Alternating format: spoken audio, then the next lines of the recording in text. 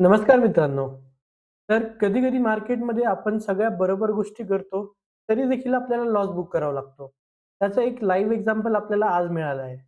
चला बघूयात आजची चार्ट स्टोरी. तर आज मी लाँच केलं होतं अराउंड 1 वाजून 14 मिनिटांनी.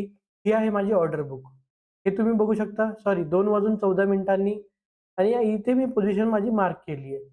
तर जेव्हापासून आपण ट्रेड घेतला, तेव्हापासून कंटिन्युअसली प्राइस आपल्या बायिंग प्राइसच्या वरती ट्रेड करत होती. इथे खाली क्लिक दिली परत, पण ह्याची क्लोजिंग अगेन आपल्या बायिंग पॉइंटला येऊन क्लोज झाली. तर मी ऑप्शन सेलिंग करतोय. अशा केसमध्ये काय व्हायला पाहिजे? अशा केसमध्ये जनरली आपल्याला छोटंसं प्रॉफिट व्हायला पाहिजे किंवा वर्स्ट केस सिनेरिओ आपल्याला ब्रेक इव्हन तरी राहिलं पाहिजे. कारण आपण ऑप्शन सेलिंग करतोय आणि त्याच्यामध्ये टाईम डिके वगैरे बऱ्याच गोष्टी असतात ज्याच्यामुळे प्रॉफिटेबल व्हायचे चान्सेस जास्त असतात. पण इथे झालं काय ते बघा आता. मी कंटिन्युअसली इथे पहिल्या 2 कॅन्डलमध्ये प्रॉफिटेबल होतो.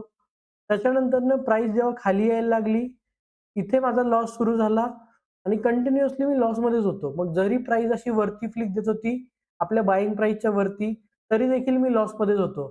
आणि फायनली मी एक्झिट केलं होतं अराउंड 3 वाजून 23 मिनिटांनी आणि स्टिल आपण लॉसमध्येच आपली पोझिशन कट केली आहे आणि आज आपण अराउंड ₹1360 चा लॉस बुक केलाय.